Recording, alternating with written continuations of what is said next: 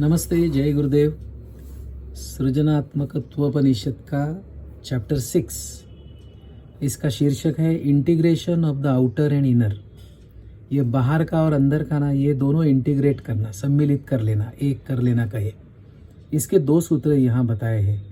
पहला सूत्र ये कहता है greater the integration of the outer and inner, बाहर और अंदर का दोनों का जितना ज़्यादा इंटीग्रेशन होगा, उनको एक साथ लाना होगा, कहेंगे greater is the capacity to express the inner wisdom as technology, art, music और ड्रामेटिक्स।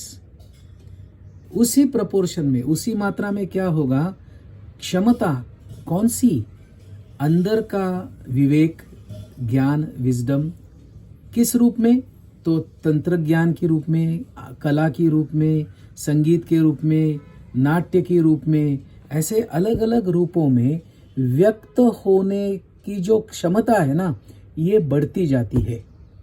तो आपको टेक्नोलॉजी में सक्सेस चाहिए, आर्ट में सक्सेस चाहिए, म्यूजिक में सक्सेस चाहिए, ड्रामेटिक्स में सक्सेस चाहिए, तो बेसिकली उसकी ज़रूरत क्या है, तो इनर एंड आउटर का इंटीग्रेशन जितना बढ़ते जाए उतना ये सब बढ़ते जाता है।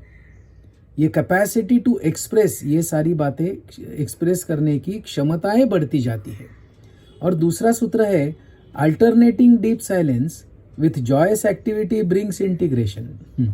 ये इंटीग्रेशन कैसे लाना है उसका भी रहस्य बता रहे हैं। Alternating deep silence with joyous activity,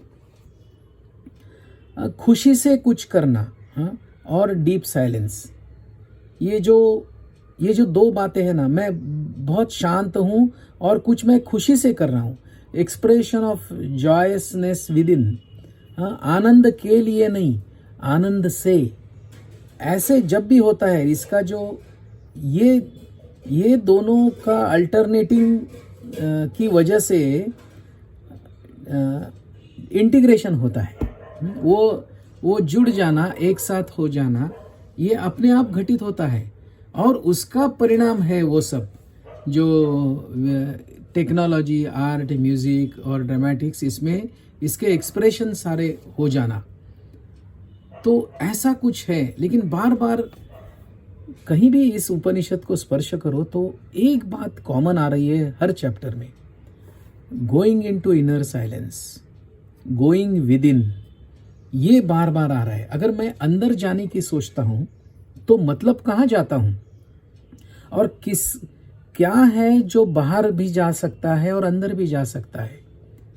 तो हम अगर पंचकोश के संदर्भ में ये समझना चाहेंगे तो अन्नमय कोश और प्राणमय कोश, फिर मनोमय कोश, फिर विज्ञानमय कोश और आनंदमय कोश, ऐसे 5 कोश की अगर रचना का ख्याल करते हैं तो बीच में है मनोमय कोश।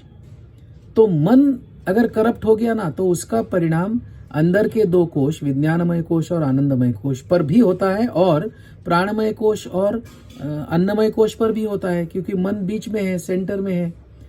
वो पुराने लोग तो कहते हैं मन ही मोक्ष और बंधन का कारण है। तो मन is at the centre, mind is at the centre. तो ये मन बाहर भी जाता है, ये मन अंदर भी जा सकता है। तो मन अगर जा सकता है अंदर या बाहर, तो क्या मैं अपने मन को अंदर ले जा सकता हूँ, और कहाँ ले जाना है, और जाऊँगा तो बीच में क्या है। मैं अगर अंदर निकला तो बीच में क्या क्या आते हैं, कौन से हर्डल्स हो सकते हैं।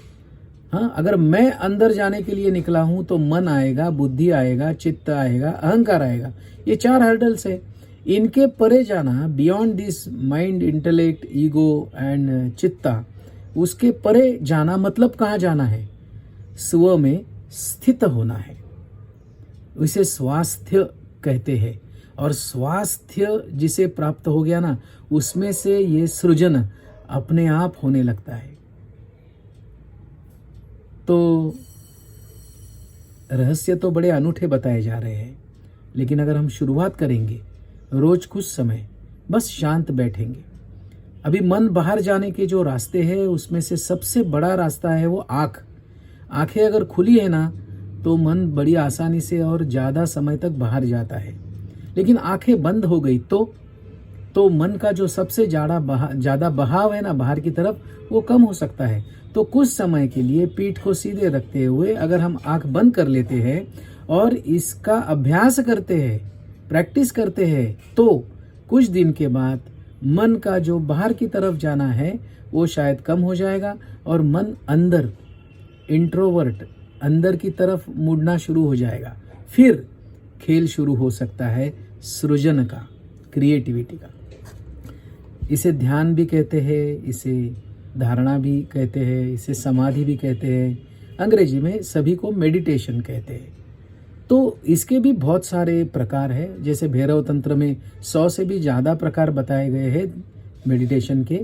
कोई भी एक जो हमारे टाइप का हो, हमारे लिए आसान हो।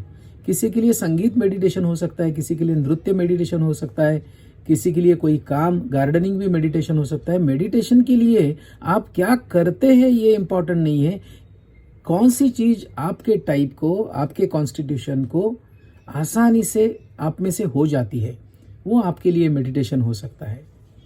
कोई स्तोत्र का पठन हो सकता है किसी के लिए मंत्र का जाप हो सकता है, किसी के लिए नेचर में चले जाना हो सकता है, कुछ भी हो सकता है। कारपेंटरी किसी के लिए मेडिटेशन हो सकती है।